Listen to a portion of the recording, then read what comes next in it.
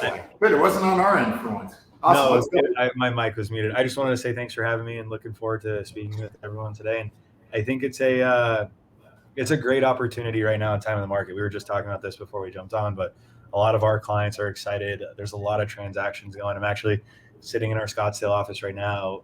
We have a big REIT practice out here, and a lot of our REIT clients are being really active. So I think it's just a great time. There's a lot of different property types that are moving, and I think we're looking forward to it.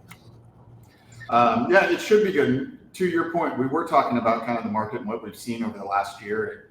And I will tell you that we've probably done more exciting work this year in helping people take what they had and kind of, figure out exactly what would be perfect for the next 10 years and helping them get into that, whether that was they do have the perfect property and locking in some long-term, really low rates or redeploying capital and equity to products and areas that either have a little bit more growth potential or a little bit less government interference or a little bit less to do. So it's certainly exciting. And as we head into the fourth quarter of the year, it's usually the busiest quarter that we see in the industry. And I think with interest rates where they're at, with some clarity on, let's call it 1031 exchanges and a couple other things, it's going to be a really exciting time. So people are going to do some really great stuff. So let's talk about some of the tax changes. So I'm sure, everybody who's following along saw that the Ways and Means Committee came out with the latest revised tax change proposals to fund the $3.5 billion infrastructure program. And there are some changes, some things that we were really concerned about that, if you follow the Centennial, Instagram has been counting down the number of days that you could do a 1031 exchange before that maybe got eliminated. In the last week, we've changed that because now we don't have that delay. So let's talk a little bit about some of the things we're seeing on the tax side, Jason. So as you mentioned, the elimination of the 1031 exchange appears for now to be off the table. There was some very interesting studies done by Harvard and MIT on how much it would actually destroy the real estate economy.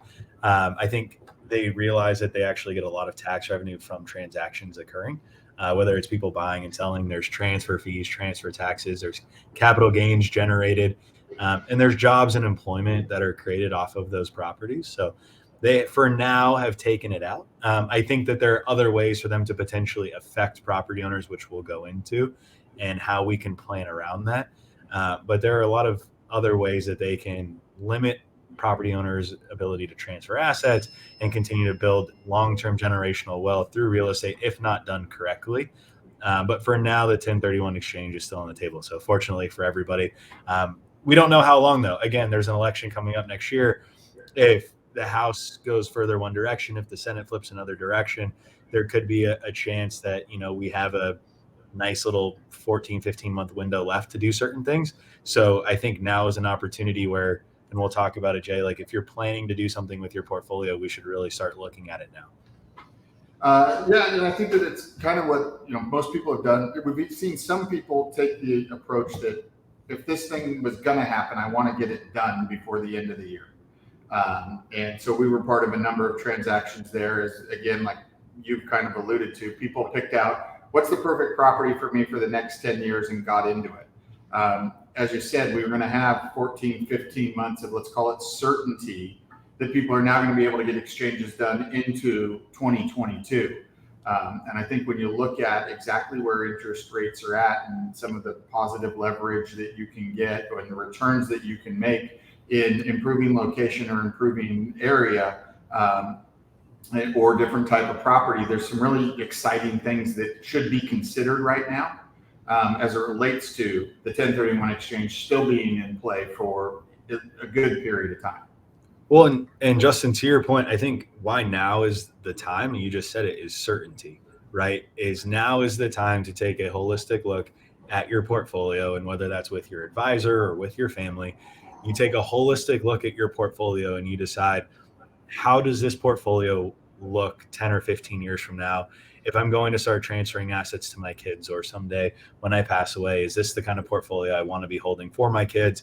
Will my kids be happy holding this portfolio, or do they want something more passive than what we have now?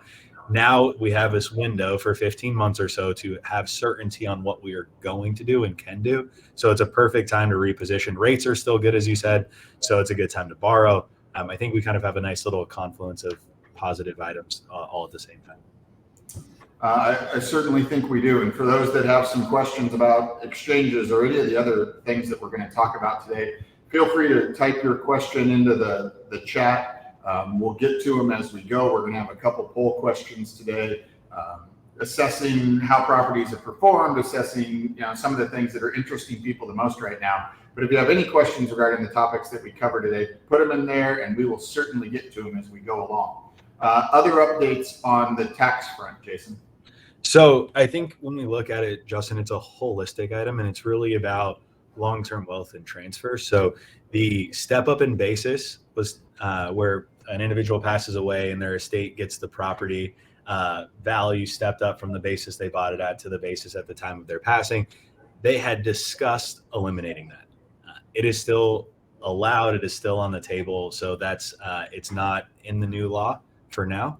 So step up in basis can continue to occur. California does have some step up in basis restrictions. I will say I recommend the way that California can get notified of a required step up in basis is through changing of title through the county assessor's office in a recording. So if you have a property held in an LLC, for example, the trust owns the LLC, even if the initial beneficiary passes away, the trust continues to hold the LLC. There's nothing recorded on title. So that kind of protects you for now from that step up issue. And then when you go to sell it, you just sell it and the LLC is the seller, and then the trust can do whatever they want with the assets. So the question for somebody who's on the call right now going, well, my property's in our trust. When are we protected the same way as if it was in an LLC? No. So, well, your trust has different levels of protections, but what we recommend for most properties, Justin, is that you have one LLC that owns each property individually, and then the trust owns that. God forbid something goes wrong at one of the properties and they're all held by the trust, and the damages or losses to the individual that gets hurt there and they sue you are in excess of the value of the property or the value of the equity in the property, they could potentially try to go after other assets in the trust. If it's in an LLC and owned by the trust, then that LLC is where the damages stop. So if you have $1 million property and someone gets a $2 million judgment against you, really the LLC only has $1 million in assets. So they can only collect $1 million. They can't come after the rest. So I would recommend separating those properties out individually. And, from the step up in basis standpoint, it only helps you in California. There are some California rules specifically right now around step up in basis on income properties and on parents' personal residence to children. So, Jason, we've actually got a question and we'll go to it. I live in my commercial property, so mixed use. Can I take the $250,000 as my residence and then do a 1031 exchange? So the answer is no, you get one or the other. Unless you could sell them individually, separately, if it was a condo. So let's say you owned a commercial condo and you had a condo unit upstairs and a commercial condo downstairs. In that situation, you could sell them separately and you could 1031 the commercial downstairs and then take the 250 on the condo that you lived in upstairs. If not, though, you can only take one or the other, because the 250 applies only to your personal residence. The 1031 exchange applies only to an income producing property. Your personal residence can't be considered an income producing property because you don't hold it for income production. So if you could separate them, yes, but if not, you're stuck identifying it as one way or another. I would actually consider potentially, if you held the property in an LLC, paying yourself rent as a tenant upstairs, create higher value on the cash flow of the asset, which would help you in the sale in the future. And so also, if you're getting a loan on it, it'll also help you there. So if somebody who has a duplex and they live in one unit and they rent out the other, they can't get the exception on the residential portion and then trade the... No, it's either considered your single family residence it's either considered your primary residence or it's considered your income producing property. So in Pam's case, if she has very little debt on it, maybe her better move would be exchange it all and then put a little bit of debt to get her $250,000 out to go enjoy herself, get whatever she wants. Yeah, correct. Absolutely. She could just pull out some money in a refinance, or, she could 1031 it. It all depends on how much appreciation she has. If it's under 250, just sell it as your personal and take the money off the table. If it's not, though, if you have a substantial amount, you could 1031 it. And then, as Justin said, potentially, 1031 close, and then in the future refinance and pull money out if you want to, because you could pull it out tax free. It's a pretty nice little property, and she's had it a while, so I think it's probably gone up pretty good. It sounds like a great plan, Justin. As you know, my wife would be happy to have a property that was both income producing and a place we could live. So she would think that was a good investment. So, well, let's get back to stepped up basis and some of the other things related to recent tax proposal. Anything else you want to cover there that you saw as significant changes that everybody should be aware of, either that was removed from what we had heard earlier in the year, or some of the things that are maybe we weren't focusing on but are now in the latest proposal? So I think the biggest issue to keep in mind is there's multiple ways to accomplish the same result. And so I think one of the things that, and this is a big one that I think we've talked a lot to clients about recently, is right now there's a gift exemption per parent to your collective heirs, or per individual to your collective heirs. That exemption's $11.7 million. So if my wife and I had $23.4 million and we had 2 children, let's just say, we could give 11.7 total I could give 11.7 total, and she could do the same thing. It's, remember, per grantor to all of the heirs. The easiest way for them to restrict things going forward would be to lower that cap down to, let's say, they've talked about a lot about the number 3.5 million, because it was at 3.5 million for a very long time. It was actually raised under President Obama to 11.7. It was kept at 11.7 through President Trump, and it's still now at 11.7. But to put it into perspective, if you had a $23.4 million estate in theory, and they and you gifted it now to your heirs, they would owe no taxes. But if you waited and you gifted it and they had already lowered it to 3.5, that means that 16-ish million of your estate is now taxable. The current tax rate's 40%. And so of that 16 million, you're going to pay 6.4 million in taxes. They've been talking about upping the inheritance tax rate to 60%, which would now mean that you would pay 9.6 million of that 16 million in tax. Now, when you think about it, most of us are not sitting here with that much money or that much cash liquid, but as properties go up in value and continue to appreciate over time, right, you're going to have assets that have substantial amounts of equity in them. And what you don't want to do is have, your heirs be forced to sell properties in order to pay the tax, right? Because you worked really hard to earn those properties, and really they're not selling it to keep the money, they're selling it to pay the tax bill.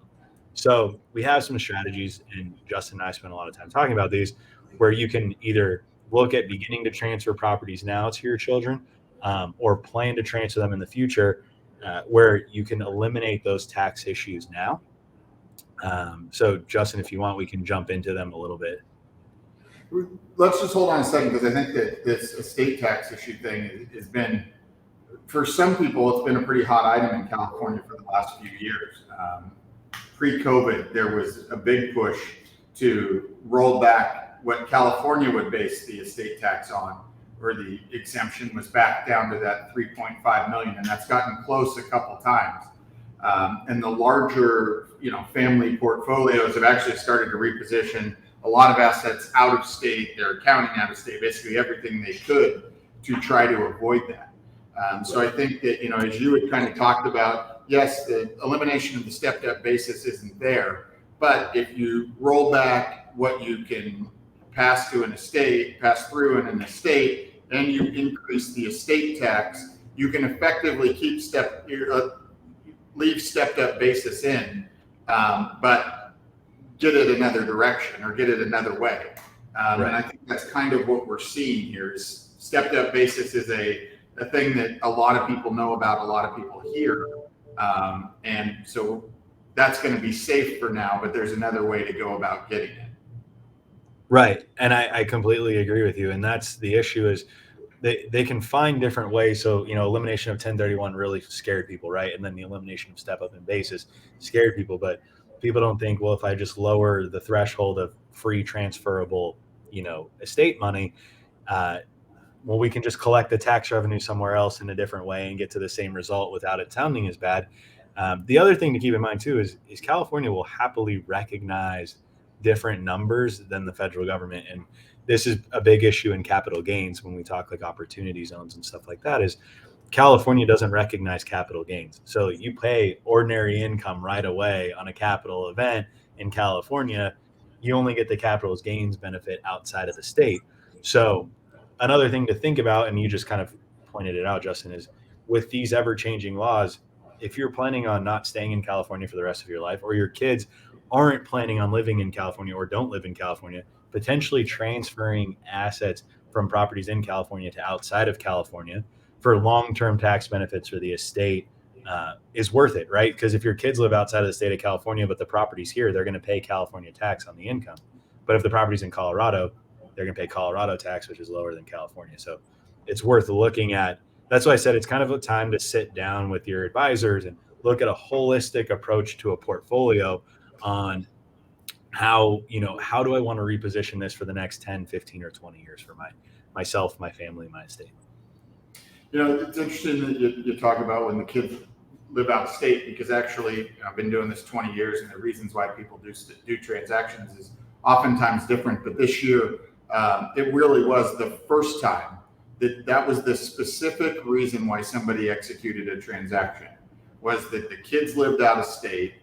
They were either going to put management on it or, consider out of state. And they ended up just moving the asset out of state to a much more, let's call it ownership friendly state, to get away from that inevitable event when they passed in California might take more than, let's say, someplace else would. It was a pretty unique strategy that ultimately probably saves this family a couple $100,000. Well, and it's interesting too, and I'm not a tax professional or a CPA, but if you buy a property in a state where your children live, let's say, and you want to go visit them, you could also be visiting your property at the same time, and it could be an expense to the business of visiting your property versus something that's fully straight out of your pocket. That's something to keep in mind. The first exchange I ever did in like 2002 was a couple that were both from Minnesota, and they lived in Southern California, and they owned a bunch of apartments. And we looked at a bunch of buildings, and they ended up getting a fast food restaurant with 900 locations. And the one they bought was in a suburb of St. Paul, so that when they would go back to their cabin all summer, they could write off the whole trip. Yeah.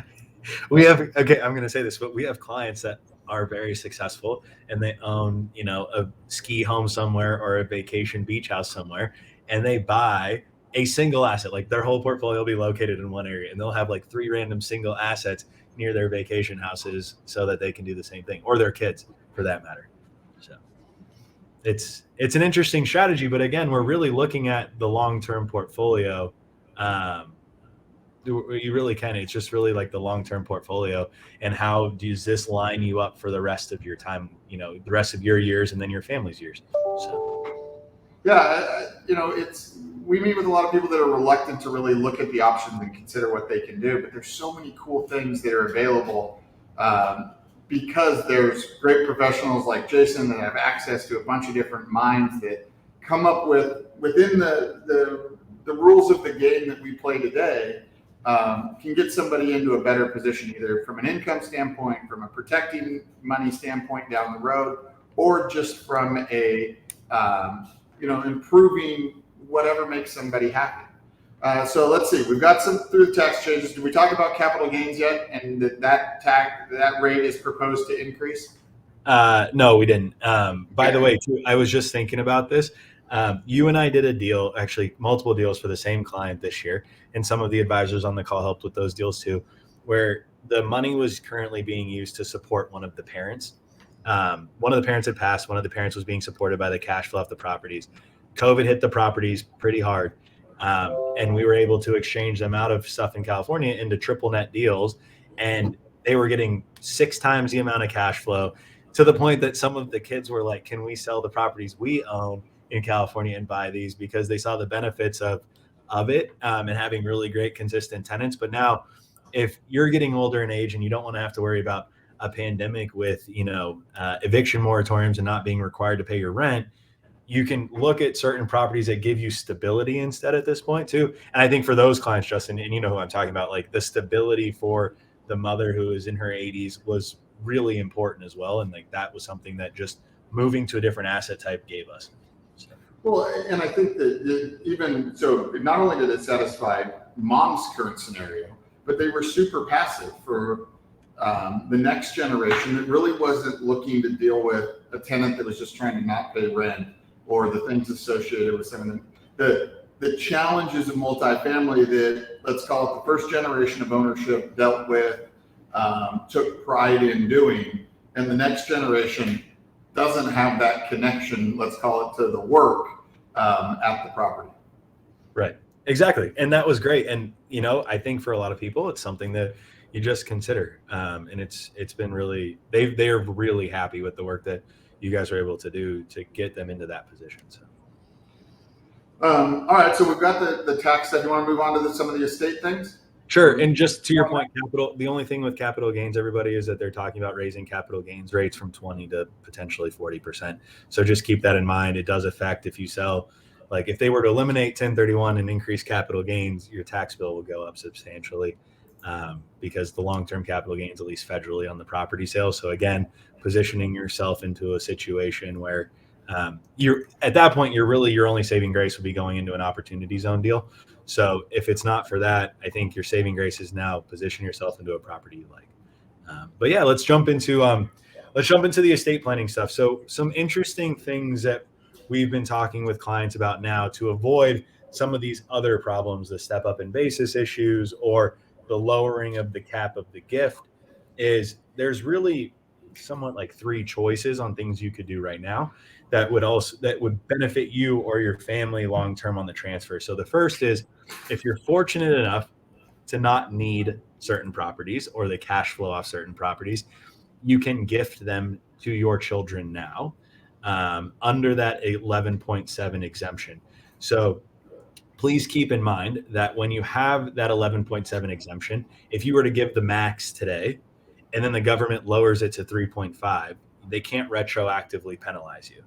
But if you wait today and they lower it to 3.5, you're capped at that 3.5 number. And if they raise it above 11.7, you can always give more. So if you have the ability to transfer it now, then I would say it's probably time to look at it. And if your child is not I want to be an active investor, an active manager, then you sit down with your advisor. You say, okay, what will suit my child's needs? And Starbucks in Arizona, or a Taco Bell in Wisconsin, or a Pizza Hut in Illinois. If that's the more passive approach that they want, or maybe they want an apartment building near where they live in Colorado Springs, right? We can figure out something to put them into. And that's what would happen is you'd sell your property here, likely 1031 exchange it into the new property you're buying, and then gift them under the gift exemption the new property. So that's option one. Option two is if you don't want the cash flow, if you do want the cash flow over the rest of your life, we can do something interesting. So let's say that the property gets $10,000 a month triple net. What we can do is have you sell your current asset, buy a triple net property, for example, and then once you close on that triple net property and it's getting $10,000 a month, you're actually going to sell that property to your heirs, whether that's your kids, your grandkids. You're going to sell it to them, no money out of their pockets, and you're going to carry back the loan for the entire purchase price. And so what that does is it transfers the property to them now because they bought it from you. But let's say you're 60 and you think you're going to live to 90. What we'll do is we'll amortize the note so that it's paid off in 30 years. And so what we do then is factor the interest rate to make sure that you get all the triple net cash flow off of the property and any rent increases over those 30 years to pay back the note. And at the end of the 30 years, your heirs have essentially purchased the property from you like a normal purchaser. So there's no tax issues. And for the heirs, every dollar they get in, they pay out to you in a loan payment. So there's no tax consequence. And for you, the only the only tax you're paying is on the interest. Well, the interest is actually going to be less than what the profit would be off of just being a triple net holder, because you're paying down principal at the same time. So there's actually a really nice benefit where it's actually a lower tax implication to you, and for your kids there's no tax implication, but they buy the property from you. And Justin, something really interesting when you said we have fortunate access to good minds.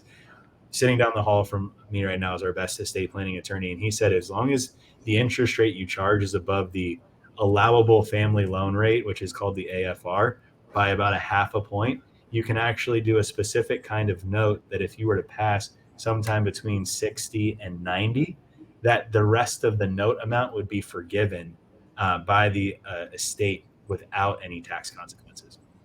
So it's no longer even an inheritable issue from the estate. The kid would just own it right away without using the gift exemption.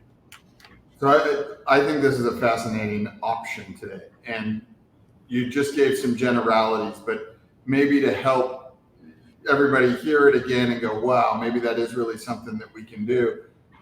You got any maybe real world example that you can give us that would help just repeat what you just went through to really crystallize in everybody's brain how they can use this to their advantage?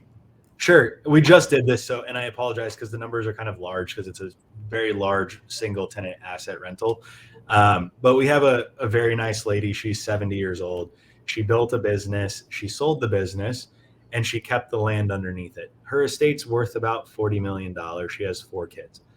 And so the main property is a property she leases to the company that bought the property from her at about $90,000 a month triple net, single tenant. And in true triple net, they pay for everything. And it gets 2% annual increases. And currently it's an A tenant. They're a $2 billion revenue company. And so it's probably worth about $27 million right now today at roughly a 4 cap. So what we did was she gifted each of her 4 kids $250K in property value. So 1 million total to take it from 27 million to 26. She sold it to them at 26 million.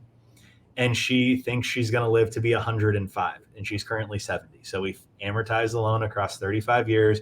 We picked the interest rate so that she would get the 2% annual rent increases for the rest of her life. And she can live knowing that the kids are going to get the property. And she's a single parent. So she only has 11.7 to transfer to the kids. So she was able to preserve the whole 11.7 million to address, let's say, the remaining 15 million of her estate, and yet still transfer this property to her children. And she lives off the cash flow from the property. So by the time she's 100, she'll be getting 125 grand a month. And when she's 105, her kids will have essentially purchased the property from her. So they owe nothing. She can still use the rest of her exemption to transfer the rest of her other assets. And the kids will then own a really great property with a really great tenant. And by the way, Jay, just one thing to keep in mind, if she does need additional amounts of money, she can actually borrow against the property. And if she needs a chunk, and that borrowing is actually just considered a prepayment by the kids in the estate. So it doesn't lock her out of borrowing if she should need cash as well, because she has no debt on the property. And if she were to pass away at 86, what happens? So there's 2 ways to set it up. The first way, which I would recommend, is you can actually, because the interest rates, the AFR right now is about 1.25. I think the actual interest rate on this deal is like 4.6. So we set it up so that the note is actually forgiven by the estate to the heirs at no tax consequences. If you charge a lower rate closer to the AFR or don't structure it correctly, let's say they paid down half of the principal, then the only inheritable portion of the estate left would be the half remaining portion of the note. But we set it up in a way so that the note was essentially forgiven and it's tax-free. And what's the kid's basis in the property when she dies at 105? The 26 or 27 million bucks that they paid for it. So you take the risk of step up in basis off the table. I mean, over the next 30 years, it'll appreciate, but her basis in the property is $5 million. So we just eliminated 22 million of the issue. Now, if it goes up to 40, it goes up to 40, and they'll be at 27 and it's at 40, but we were able to transfer the rest of it with the benefits. All right, so that was 2 ways. You still have your third way. The third way is a hybrid, where you can actually have your kids potentially, if you wanted, if you have a big estate and you've transferred the 11.7, and you want to give them the property faster, the one thing that I can recommend is you can actually amortize the loan over a shorter amount of time. So we amortized it over 35 years because she wanted it for her whole life and she thought she was going to live 35 more years. But Justin spoke with a client today that just had a very large exit. And they're going to gift 11.7 to each of their kids, but they're going to do it. Their kids are younger. They're going to buy triple net properties, put them in their kids' names. Their kids aren't going to know. The cash flow will build and they'll buy more. And then when the kids are 30 or whatever, we're giving the kids the properties. But they're going to have more money than even that. So they want to buy additional properties now, get the cash flow over a certain amount of time by selling them to the kids. And so we amortize the loan as short as possible so that it would be paid off only off the cash flow of the property. So the kids never had to come out of pocket, but I think the loan ended up amortizing over 17 years. So the kids get the property much faster and the parents are younger, but God forbid something happens to them. The parents are in their 40s or 50s. If something happens to them early, it'll still be forgiven. But we're trying to get them the properties as fast as possible. So you can actually shorten the amortization to as small as possible to meet, as long as the cash flow covers the loan payment. Yeah, just make it almost like a zero cash flow. It is a zero cash flow deal. It's exactly 100% a zero cash flow deal to the buyer, which are the kids. And the only thing is as much as the rent can support, that's as fast as you can amortize it down. In a deal like that too, because the parents think that they're going to live for a long time, they are going with the lowest interest rate possible instead of the forgivable loan rate, because they think they're going to live for 40 or 50 years and they want to transfer it. So they want the interest portion of the payment to be as small as possible. So as much as possible can go towards the principal. Thanks, Jason. Before we move on to some of the eviction moratorium, California specific stuff, you mentioned it earlier, and I know you've been on the forefront of this from the moment it came out, opportunity zones. Talk a little bit about that, what it looks like a couple years in, how it's changed, where you see the opportunities today for opportunity zone investment. Sure. So the thing that is interesting is we had a flurry of transactions occur right when it came out. And then the discount went from 10% or 15% down to 10% on the future bill. And it slowed down a little bit. And then they threatened this year to raise capital gains. So a ton of money went into opportunity zone transactions. This year, the 10% discount actually rolls off. Although I think that there's still plenty of benefit out there for people that, even if you don't get the 10% benefit to do the transaction. But the opportunity zones will be your protection from an elimination in 1031 exchanges.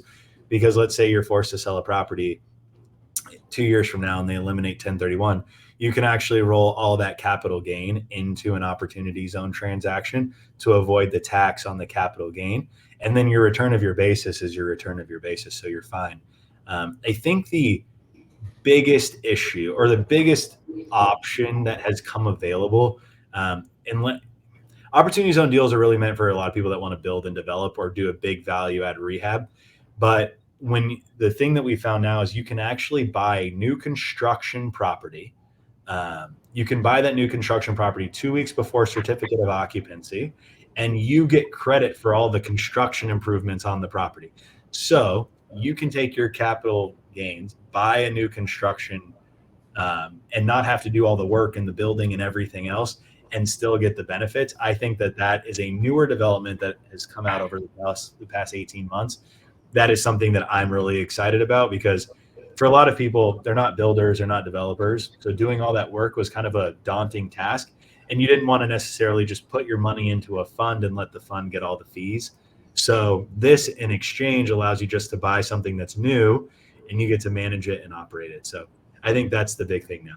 So.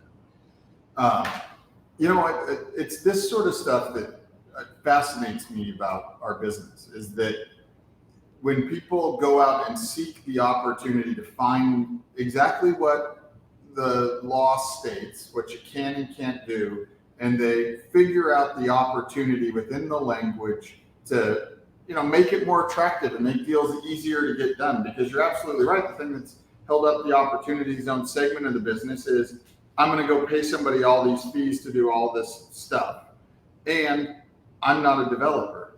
Well, now the ability to acquire them, as you said, right before certificate of occupancy, with your experience in setting up somebody's own basically individual opportunity fund, they have the ability to go out and acquire this stuff and let the developer do the work and monetize the value of it, but get the benefits of the opportunity zone investment without having to pay a bunch of fees and without having to do the work themselves. Right. It's the best of both worlds. You're exactly right. And I think that's the opportunity that sits there now. And the self-directed opportunity fund is essentially, as one of my colleagues referred to it, a normal LLC with some 3 pages of magic language in the operating agreement. That's the benefit of it. You run it like a normal property, and we work with your CPA annually to just make sure that you're filing your paperwork correctly. It's very simple. Like, it's not all of the other complicated things that would drive a normal investor away from doing it. I almost feel like what we should do is get with Ben Pizzillo, who's on the phone and manages some great data about property in Southern California, and find some big lots, residential lots in opportunity zones, take advantage of SB 9 and 10, and develop some sites and then sell them to people who want to benefit from opportunity zone. I think that could definitely work. SB 9 and 10, which we can talk about today, and I know you're really excited about them. I would say you're further along than I am in the education portion of it, and I know enough to be dangerous, but I know you and I have been talking a lot about it. I think SB 9 and 10 are going to be really interesting opportunities as well to build and add. And remember, in an opportunity zone deal, all you have to do is improve the property equal to the amount of the improvements currently on the property.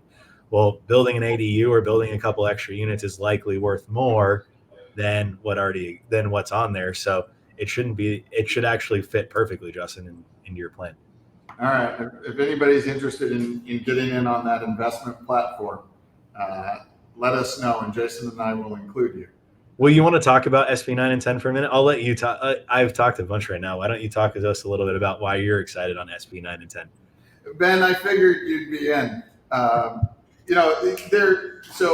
everybody who's been following SB 9 and 10, or I guess what I would say California's quote unquote solution to the housing problem, what it's going to allow you to do is either you can take your single family zone property, you can either add ADUs to it with ease, or you can split the lot and then put another housing unit on the split lot, and be able to sell it or be able to rent it out, whatever you want to do. But it's certain they changed the zoning in California, and I think the big fear is that the resident, basically you have no more single family zoning in California, and what that might mean to, let's call it, quality of residential. But within that, if that's what the opportunity is, there's some opportunity to make money there, and to create some housing that benefits all of California and gets more people into housing. So that's one of them. The other one, what it will basically do is, in high transit areas, allow cities, if the city is likes to, wants to, is supportive, allow for up to 10 units on a parcel. And it is as simply stated as that. As of right now, there are no, let's call it size requirements on the parcel. Obviously, cities will probably have some restrictions or some things, but let's all remember that every city is highly encouraged, based on the way the state is funding things, to develop significantly more housing. So those are the two that are out there. I think there's some really unique opportunities that you can get in on right now. I had a conversation with an investor today who was kind of thinking along the same lines that Jason and I have discussed about finding some big lots that you could add more units to, and take advantage of some of this, law change to help the state meet its housing goals, but also make a few dollars. So that's kind of SB 9 and 10.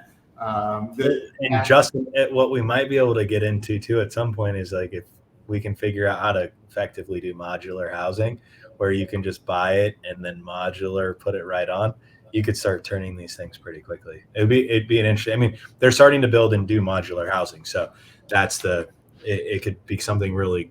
I mean, I think even Amazon is selling modular ADUs now for like 150 grand, where it's just a box that they come in and drop in. So I'll tell you, I was driving through the port of Long Beach in LA over the weekend, and they've got the containers stacked like 9 high, 10 high.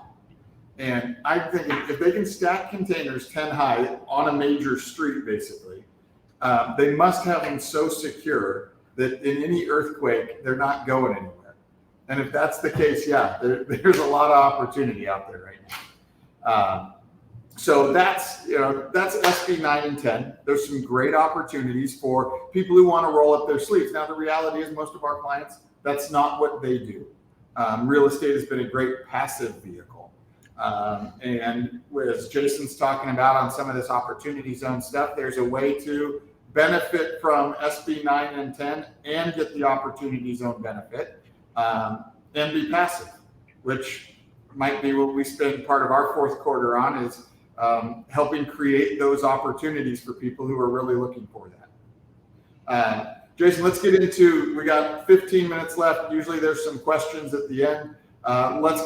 Let's talk about what might be on every multifamily investor's mind, which is, what are we, 8 days away from potentially the end of the eviction moratorium? Knock on wood, fingers crossed. Yes. So you and I spent a lot of time in the last week talking about this because I keep thinking it's going to get extended, but in reality, the legislative session has ended. Lawmakers don't like coming back and working when they're not supposed to be there.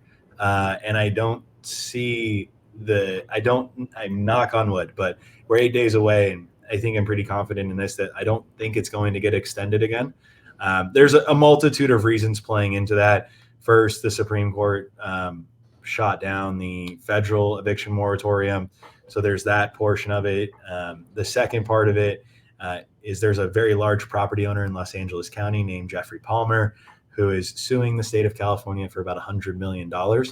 And normally when people see $100 million lawsuit, they think someone just picked this really large number to try to, get attention. But the difference in this situation is he actually outlined how he got to his damages. So there's a few million in missed rent. And then he refinanced a lot of his properties, as many of you might have in the last couple of years because the rates are good. And he figured out that the missed rents also cost him something like $75 million in loan proceeds on cash out. So that was how he got it. Because he wasn't able to refi at now today's even more amazing rates or the last few months, right? Is that right? Or he wasn't able to get the maximum proceeds from the cash out because he had non-performing tenants, so that he wasn't getting credit for the cash flow from those units, right? But let's just say you have I'm going to do quick math here, but you have a $2,000 a month tenant, so that's $24,000 a year at a 5 cap. That's $80,000 in loan, a little over $80,000 in loan proceeds, right? You're looking at $100,000 in loan proceeds. But when he has tens of thousands of units, and some of them they charge more than $2,000, all of a sudden you have a bunch of non-paying tenants. It's really quickly to add up the amount of loan proceeds that weren't able to be achieved, or to your point, interest rate deltas that are higher because he had less paying tenants, so there was more risk, and what that cost him over the term of the loan.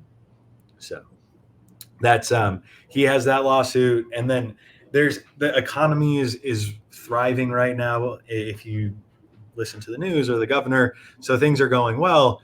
It would just be really hard to continue to extend this and put this on property owners. So I believe it's going to be over. Hey, before you get into now what we're going to do in the hopes that it's really going to be over, which I think you and I still doubt to some degree. Yeah. Okay. I have done a terrible job today of reminding people that where to ask their questions and then also to participate in the polls. We put a couple up. We've got one more question before we get to it. If everybody would participate, that'd be great. I did happen to look on the first poll, and it's like, what would be better over the next 10 years? And there's a ton of people that are saying more cash flow, or at least a lot of our answers. It might not be a ton, but a lot of people have answered more cash flow. If that's really what you're after, most of the time when we meet with people, they doubt their ability to do that either with their current property with ease or in a different property. Please reach out on the private chat if that's what you've answered, because I would be happy to talk with you about how people can do it. There is so many options, and when you use let's call it the math and the rules to your advantage of the way a long-term owner can increase their cash flow at either their current building or in a different property that might make things a lot better. So just wanted to say that about number one. Please participate in the polls. Phyllis, I'm not sure if you could add a little bit more to that comment. I can try to clarify it and get Jason to answer. But yes, let's everybody cross our fingers that eviction moratorium is done in 8 days. And now let's talk about what we do. Jay, I get her comment. She's asking, so the state one is the one going to expire. LA Cities is tied to the state emergency order, which is continuing to go on. So LA City is currently going to be in place. Okay, Phyllis, I got your question right. Yes. LA Cities for now is going to remain in place. But again, the city council has the right to end it earlier if they want, and I'm guessing that they'll probably end it fairly quickly. If they don't have the state protection, it's hard for the city to expose themselves as well. So really quickly, Justin, because I know there's some questions I'm sure we're going to want to answer. So when the eviction moratorium ends, a few different things can happen for you as a landlord. First, you can sell any debt owed to you by tenants that you haven't collected to a collection agency. I'll just get that one out of the way really quickly. Second, no fault, just cause evictions are back on the table. So you can go in and substantially remodel units to get tenants out. Those are in play, even tenants that have been paying. So if you want to get in now, remodel units.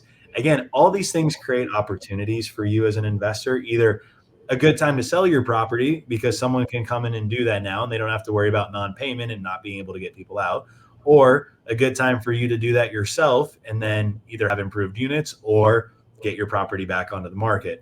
So that's the second part. The third part is anybody that was protected under the moratorium, you can't evict them until November 1st for non-payment of October rent.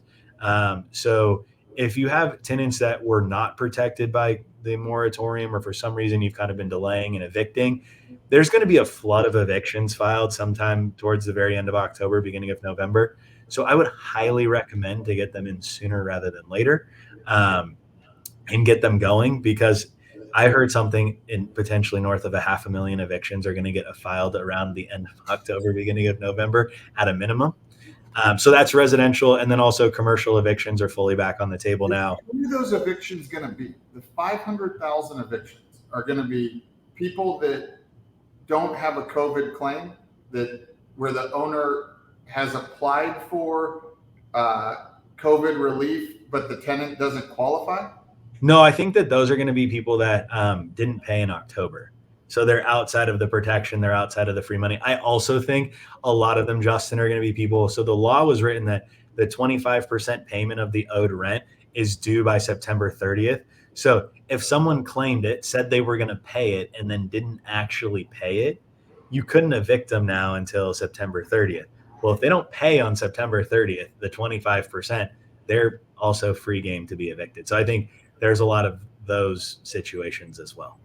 So maybe I'm going to have you clarify this. Who do you think who are the people that a owner could evict with the end of the moratorium? Go through the list again, because I think that that one is the specific thing. Okay. There's maybe a couple other specifics. So first, anybody that was a tenant that claimed COVID hardship, they were supposed to pay 25% of their rent from last August until September 30th. They didn't have to tender the payment until the end of the moratorium, which is September 30th. And so they could kept telling you that, well, I'm going to pay it at the end. I'm going to pay it at the end. I'm going to pay it at the end. Now, if they don't pay it at the end, they're no longer receiving that protection. So that they can be evicted right away. Like you could evict them on October 1st because they're not a protected tenant in that situation. So that's the first person. This is one of those things where I like, you're right, but it just won't happen. Like that's going to get to some judge somewhere and it's not going to happen. We'll see. Yeah, I agree with you. I agree with you. But I'm telling you what you're allowed to do as of right now, as far as we know. I think you're right that there's going to be someone that argues it. There's also, but really the big one is going to be people that don't pay their rent in October.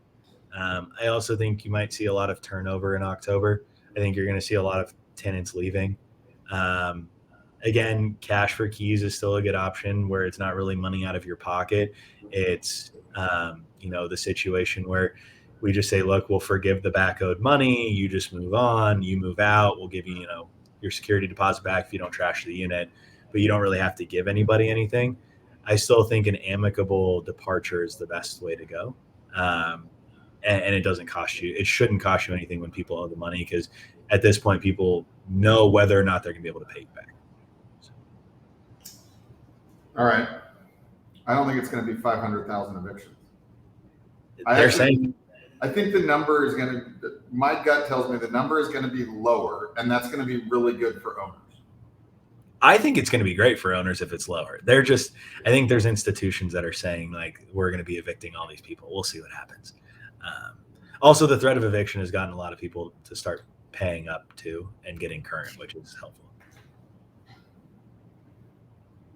Do you see Phyllis's question? Is there a downfall for participating with cash for keys for back rents? No. It says housing is key, though. With housing is key. I thought it was. Do you mean sorry. Housing is key is the people that are doing the rent rec program. No, there's no downfall. You can get your money. I have some clients that have gotten paid. I have some clients that had their applications approved 6 or 7 months ago and still haven't seen the money. Like it's a little bit of a slow and unorganized program. I will tell you, Phyllis, the biggest concern, to Justin's point about evictions right away, is that if a tenant has applied for the program, you haven't received the money yet, and you're waiting, and you try to evict the person, that a judge is going to say, well, we're just waiting for the money. We'll show everybody a slide in a second that we found regarding what's been applied for and how much has been paid. Yeah. Ben, you can also, yes, you can write off the missed rent and as the cash for keys. Yes. So to Jason's point about people waiting for months at a time, 584 million has been paid of what the state had available. Now, there, as Jason mentioned earlier, there are a number of cities that did their own thing that are now coming back to the state program. But roughly 20 some odd % of the state money has actually been paid out. Approximately 60 or 70% has been approved, but about 20 to 25% has actually been paid of the money that was available. It's an interesting program. We're going to see what happens with the rest of the checks coming in. So, but no, now's a good time too to just clear out units, get them remodeled. I think there's going to be a lot of tenants actively looking, and I think rents are. Oh, by the way, Justin, you're going to find this fascinating. We had a client that was in contract to buy an apartment building in Westwood. They've been in contract for like 9 months already, and over the first 3 or 4 months, they were actually writing lease renewals without asking our permission, which they were supposed to, at discounts to the prior year's rent. Well, the last 4 months, they've been writing them at what they were from the year before, or even increase. Like rents are going back up. So I know it's Westwood, but still it's like rents are starting to go in, like they're not flat, like rent growth is occurring again. So that's a good sign too. I believe it. I mean, there's demand for housing. There hasn't been a lot of new housing in the last year and a half. People got to live somewhere. And if people are going to have to move out or they want to move out, the reality is a lot of tenants that were in family-owned buildings where their rents were below market, that if they didn't pay the rent or they overly took advantage of opportunity with COVID and now have got to find someplace else, are probably going to pay market, which maybe leads me to my last point, as we've got like 2 minutes left.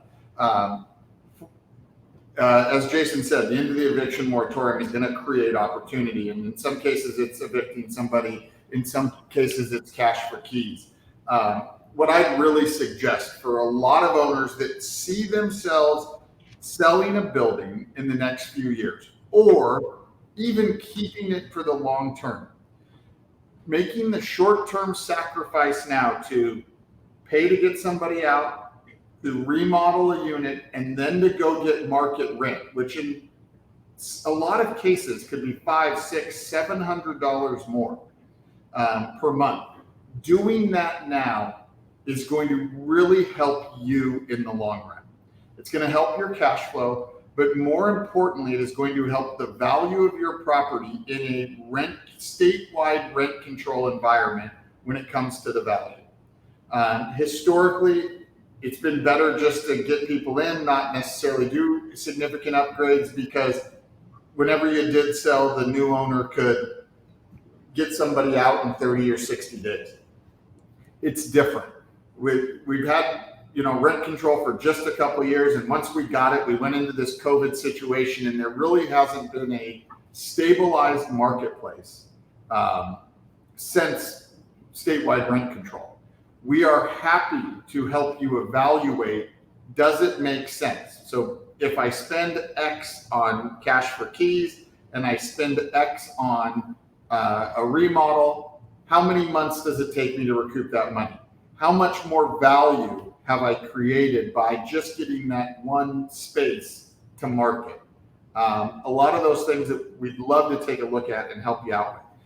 Jason, I just wasted a minute and 55 seconds of our last 2 minutes. Do you have any closing comments? No, you didn't waste it at all. I think that was perfect analysis. And again, too, if you have a building that's ripe for value add and you don't want to do the work, a lot of our value add clients are really active right now. And I think a lot of yours are too, Justin. Like a lot of our collective people that like to do the value add work are out buying deals. So it's a great time to reposition yourself as well. Whereas like 8-9 months ago, our value add clients were very concerned about getting people out, rehabbing units, getting all of that done. It's the right time to like look at I think, what we talked about today, sit down, look at your portfolio holistically, figure out what the plan is for the future, and then sit down with your advisors and talk about how we can position you into a situation that meets your short-term and long-term needs. So, I'll just close with Jason just talked about value add and adding value. I think a lot of the information we have at Centennial at our disposal can really add value for owners, whether you're going to hold a property for 20 years, give it to your kids, or you want to do a transaction today. I'd encourage everybody who participated today that we can be valuable right now. And it doesn't mean that you've got to do a transaction for us to want to help you do better with your property. Take advantage of the ideas we have, take advantage of the information we have to do better today. We want to earn your business by being valuable at all stages of your investment. So please participate in the polls. Let us know, let your advisor know how we can help. If we can facilitate a conversation with Jason, we'd love to do that in any way. There's a bunch of great opportunity and things we can do to help you right now. And we'd like to help you figure out exactly what that is. Want to thank everybody for attending. Jason, I want to thank you for another phenomenal performance on these webinars. It's always a lot of fun to talk about these things and answer everybody's questions. For those that participated in a poll and want more info, reach out to me, reach out to one of our advisors. Those of you that have reached out to us by the private chat, we'll reach out back to you and figure out a time when we can understand a little bit more about what you want to do and how we can help. Thank you, everybody. I hope you have a great fall as we head into the holidays and all that great stuff, and we'd love to help. Thanks for attending. Bye-bye. Thanks, everybody.